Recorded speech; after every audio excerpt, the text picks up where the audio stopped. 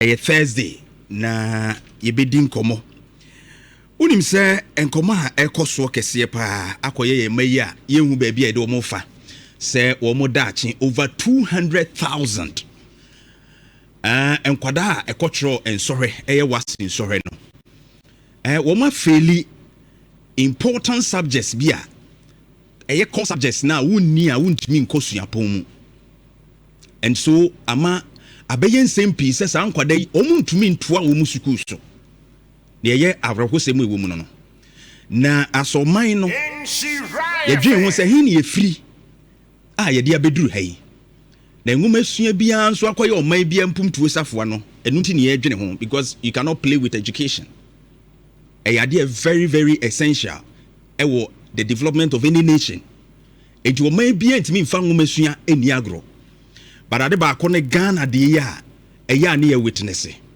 se wo how ko ba enwuma sua ho a na ye de bo ahum eni adan ye momoden se ye behwe the actual cause of the problem e de na ma ye beduru ba bia ye duru de na man kwada ne faili ye e de na hyase de na pani bia anye de na sukufu anye enhyehyɛ ebe ne aya emwa yen. These are the areas we must look at and devoid of the political gains here. I mean, you're running around and some politicians want to score marks around it and all that. And now no pay. You be din komo kakra. Eugene Osei-Tutu the fact checker wa. And we go into details. And you're live on Facebook in Nhyira 104.5. Join here. Yeah, the data no statistics ni nyina beto so. Baby are you free for the past 4 years. Trend in it to say. Na ye kofem. Eni amaye ni amaye ho so. Ni nyina wo ho. Ye behwe. Nene ye keka ka ho nyina. Eugene Osei-Tutu the fact checker. Eugene, good morning. Good morning. Bibia boko de. Nyame Adom ne mpaebo. Ye ho ye pa. Edi abusua said ye tie no no. Sachare kakra ye the fact check kakra be hyase. Eni ade a free sabre ekono.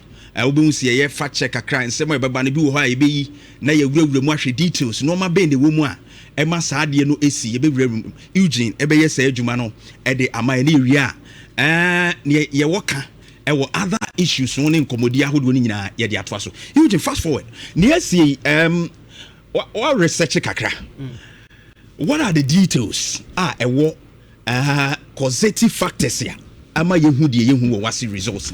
Akokwa positive factors in there na near me do baby no there it will be largely right. But me wiki on the channel critical analysis I make catch me say me de menya public inquiry. Yeah, President Mahama should occasion a public inquiry. You see, there's a phrase here that say you don't miss an opportunity to miss an opportunity. Right. I remember example. This is what I'm saying. Okay. A brand new pa 80 toy and mimi nyanka when you generate state of emergency no. Okay. Money. Yenina attention wo ho na nke agina so dia ye bi Nhyira baby a law some wo bebre no eye bibi esi he na dia agina so dia I example Premier League omo person me be friend Justin's law. Okay. Former Spurs player bi oye coach enyonya cardiac arrest. Right. Baby onya cardiac arrest ni any defibrillators on aye hospital ade bi say ayo wan ye di si obo na akiki wo no na bi ni ho so akai pa kwese mi say vice president unso no so na defibrillators and no on match say UK bia the entire United Kingdom gym sports center any baby for defibrillators and coho. Wow.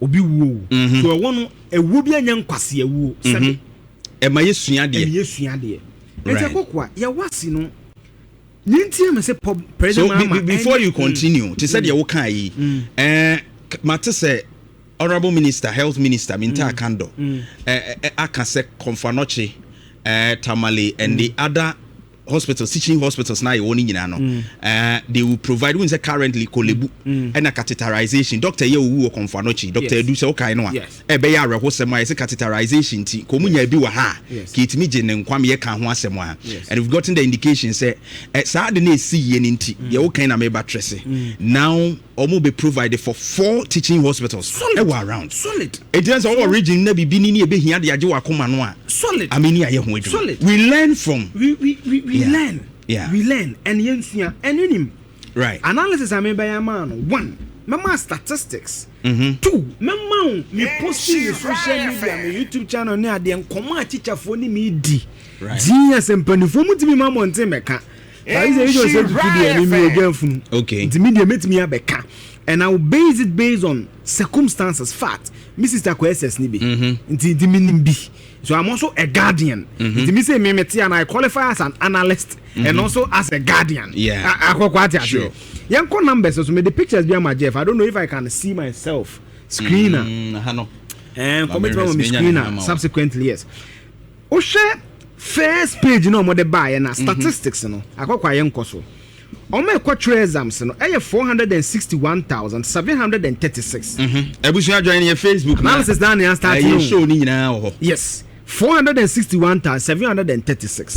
Now kaya free SHS trimupo ba ko pa ya de free SHS a chini say it will improve access. Akoko ka access a unse nchire for mobile ya don ya tutum. Ya wo card bi a wo de chire don so na bi. Na nkofo bebre twa bi si no bo mu ni sa card na omuni be bi SS pono no. It free SHS ni be remove the barrier of access.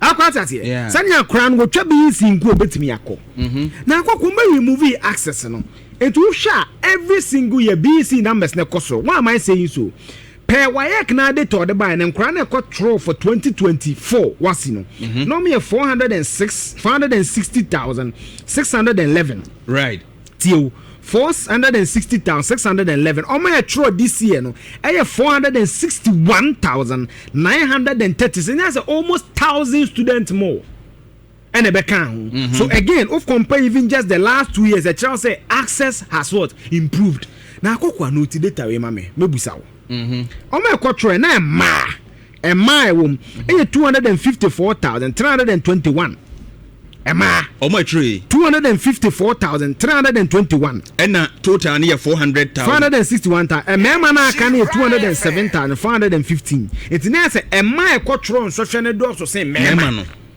akokwa no data Emma hu hia me pa asemaba no mu quattro wi e frame bi core subject me me ko benkum science na me pure science student and akokwa me nim ne we general at me boa and I hear science. Science now we hear biology, we hear chemistry, we hear physics, we hear geography. But science ne be so here ne be biology, chemistry, elective maths, physics. And ne be geography instead of biology. But me pure science na nkasa biology, chemistry, physics, elective maths. But me ko tro wasi no na me suru biology no. Nti me ko swap the geography ko share ho. Akoko ata se. But your subject phobia wakwa we geography we the nyina yes subject so just give me the next slide and right. No your friend core subject okay and no your friend core subject na wakwa den and no your English language bro focus your nkonta mathematics your integrated and your social studies na wakwa ozi ko school subject ba ko no bia ni gise onya obeye de na social ko question ni na lack of amenities ka ho meboa peer pressure, lack of development, financial constraints, answers na idea you said them. And na kokwa na social studies a subject a idea fa wo. Why is Ghana's development it may be stalling? On a conversation e fa wo anya de bi ehu gidigidi bia untimi nye. Akokwa enkran performance buy no. Say na tie. So betimi akọ university a say wunya A1 okay, to C6. I hope this will help you. Yes. Okay. Say wunya A1 to C6. Okay. And on a pass mark. Unya from D to F na school beje wa this a wo troshem. Now improve results. Nti akokwa A1 to C6 na pass mark. Enkran na kwatro exams am na onya 461,736 no. Oma pass ye 289,673 for English. Intusha omunya A1 to C6 ometimi afom nkrata ene akọ UCC akọ Legon akọ Kenos akọ 289,613. That is 69%. Akọ me won nkanya bad 69%, almost 70. Literally meaning that enkran na kwatro wasi no over 10 at least 7 e pass English. Omunya A1 to C6 oza nkanya bad. But akọ hade I always say data is very interesting. Ome feli ye no so na akọ Osha D7 for no 37,000, E8 39,000, F9 54,000. Ndakokwa wo mu nyina nso afeli. That is about 3 out of 10 now almost on my feeling. When you go to commerce, commerce on my pass A1 to C6 209,068. Right. That is 48%. Akwani etiene say o me control commerce no. O me pass here less than 50%. O me pass here less than. Yes, me say 48%, 48.73%. Akwa hu. Enti ewonu na yesa na say bibi koso ese here den. Ye de adwen. Right. Now again, commerce, and let me just get the data for you. When you add or aggregate, D7, E8, this is what it literally means. Let me just put the data for you. Just a second, let me just get the data. Oh, yes. Okay. This is it. I go subjects or try or can one seminal. Core subjects ya or can call mass and yadino. Yes. So where nyasa core subjects now wouldn't be unominko. Now core mass no may failing 220,008. 220. Granny failing mass no may failing the doors so my passe. Because on my pass here, no, 48.73%, less than 50%. Right. And on my pass in here, 209,068. On my failure, 220,000. So in chronic failure mass, the door S on my pass here. Right. Young integrated science. Integrated science on my pass here, 220,806. 220. 220. Yes, 220. Okay. That is 57.74%. Ome failure no aggregating from E8, D7, F9. Almost 161,606. That's almost now roughly. By 6 out of 10 exams and a passing integrated science. Mass the NA. So 48 and say 5 for crown 5 out of 10. Yeah. Young social studies. On my exams say 461,736. On my passing 248,538. On my failure no enya D7 E8 and F9 no 196,727, the biggest after commerce. Wow. 196,707. Now kwa ni niema de bi am ka se data interest e je for that so hwe column ne yi hwe column ne yi yeah o hwe F9 column na yeah utimu se o ma fail o D7 ye fail o E8 ye fail but F9 fail no eso sin bibia eni English language D7 37,000 E8 39,000 F9 54,000 Maths D7 52,000 E8 52,000 F9 114,000. It's F9 no emumu esoso pa eto ho de no esoso ye hwe integrated science D7 54,000 E8 45,000 F9 61,000 social studies D7 33,000 E8 40,000 F9 122,000. I had to make us say there should be a public inquiry. And collect fairly enya F9 social studies no. I don't say collect enya F9 in mass. Na kwa mass ni social there. Can the nka social studies. What you say? It means say Oshima and collect almost 6,000 more fairly social studies. See o me fairly elective mass. What are some of the questions? My questions to be. But I think said the most critical one we look at right now no EMS no. Yes, very critical. Yes, because I know the baako kura fi mu a one year because you need 3 courses. Yes, and I think 3 electives. Yes, it is a unya English, maths, science no. Yes, anasi bia memfa ne say English, maths, science EMS no. Yes, and I would call. Yes, but social studies no unya na maths kura we nya untimi nko. Social studies no nya integrated science where nya untimi nko. But social studies no a role to play. Yes, akokwa I want to enter me answer na say social studies questions na eyan komo e fa ye ho then komo e fa question ni bi ni me busa anom de ma me akokwa tie question ni bi. Okay. Almost say in what 5 ways can an individual contribute to community development in Ghana? Right. Akokwa SS new ontimi ntro 5 ways obetima contribute to the development of Ghana. Akokwa yen sore me ba resistance yen sore ye ma me modern no mo ka kire akokwa akora wako SS 15-16 years. Question ni o say define sustainable development. Our question is outline 4 factors that hinder sustainability of growth and development in Ghana. Explain the concept work. Identify 4 negative work ethics and reasons employers frown on. Laziness, absenteeism. Enti enya dia ekesen krani felisa mass de enkwa mo modern de a lot of factors but akokwa hwade Jeff on picture and back. Okay, that's so. When you compare what used to be, you can clearly see that 2025 in the BBC. 2022, encourage English, 60%. Right. 2023, 73%. 2024, 69%. 2025, 69%. And to share English at the end of the year, anyhow, at least 6, 7 there out of 10 when you check. Yanko mass. 2022 61 2023 62 2024 66 2025 48 a drop it by 18%. Then the CEO we need to understand it. And then I'm say public inquiry say person. Yanko integrated science 2022 62 2023 66 2024 58 and to share one we miss an opportunity to investigate what really happened there. And when we reduce by what almost 8%.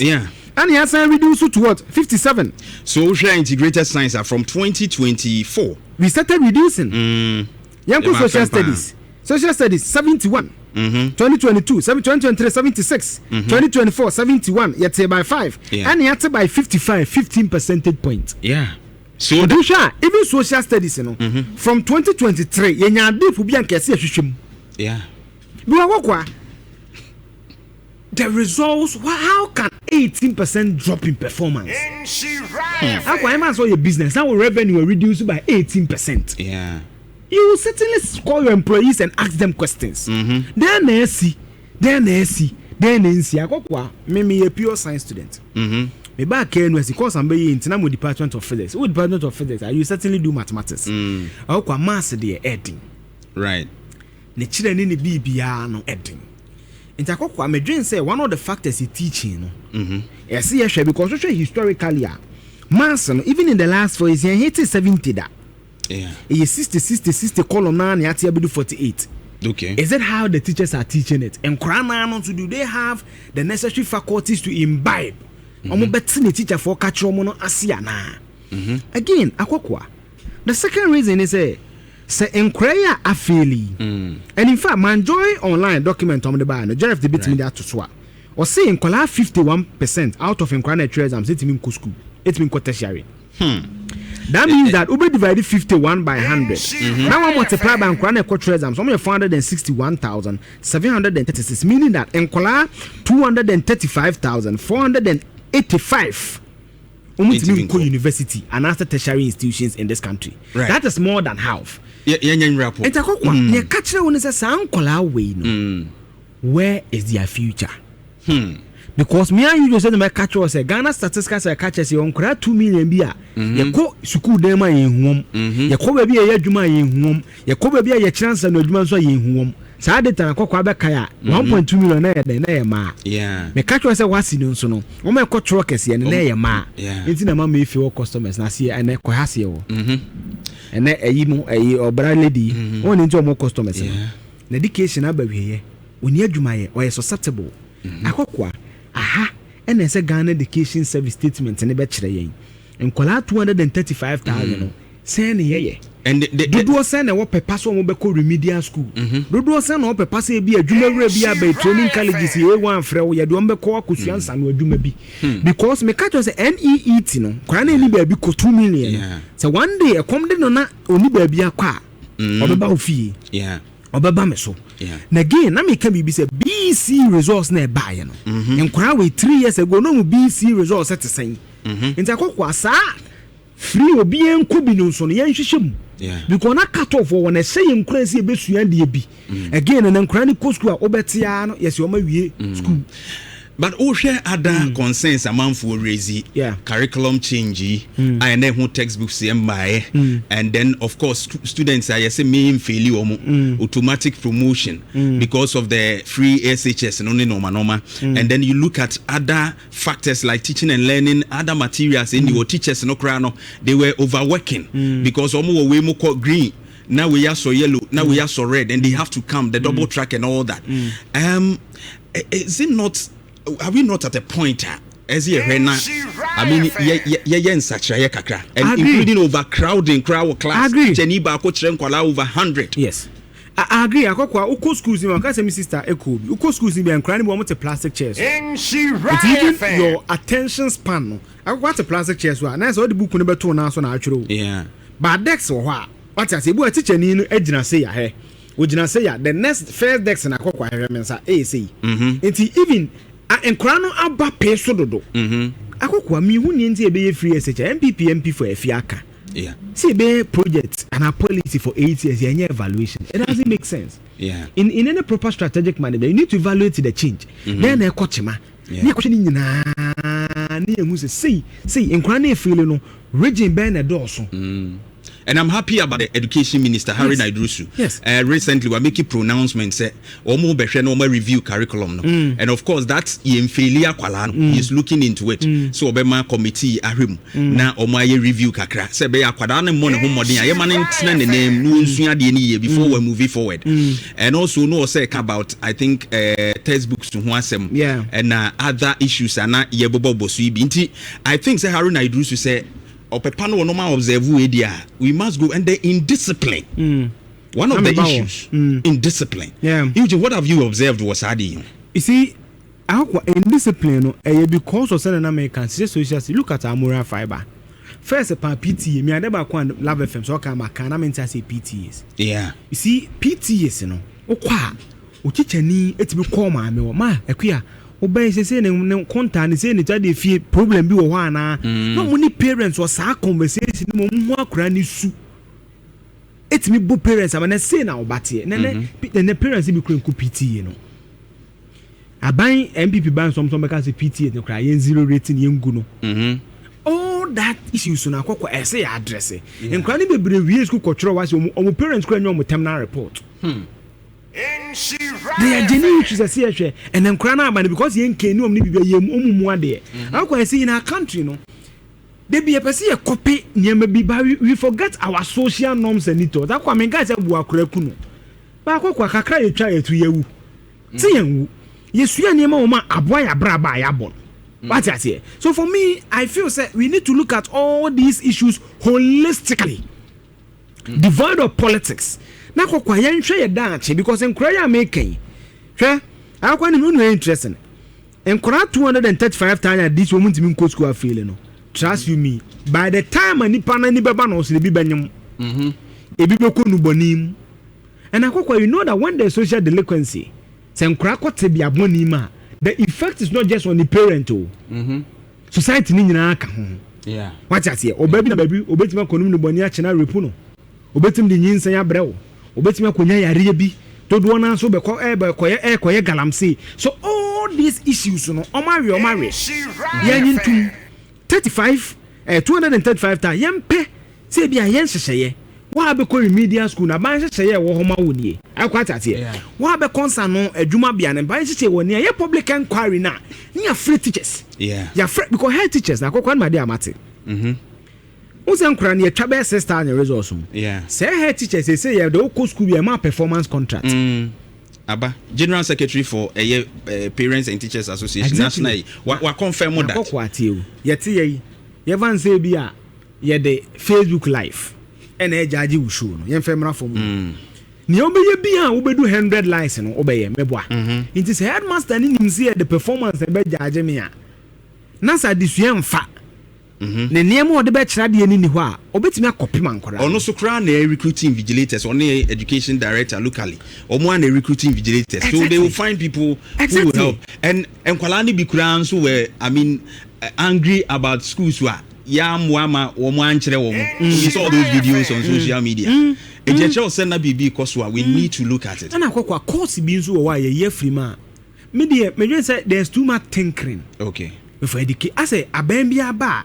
You need national outlook. Obi aba no na some me ko SHS 4 years. Obi ba obi ko 3 years.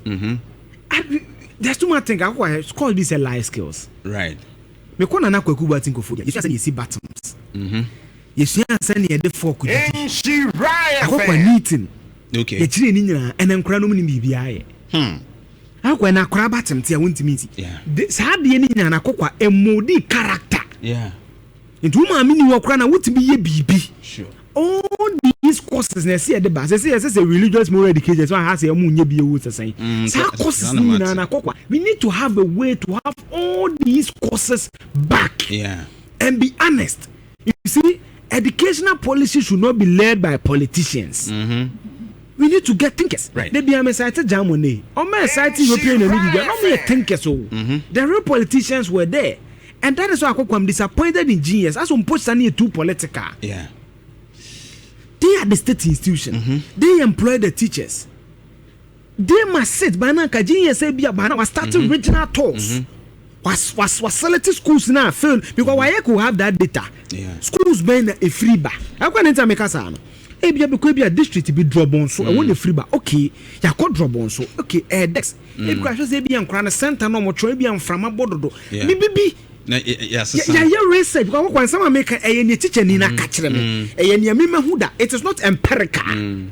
What I say?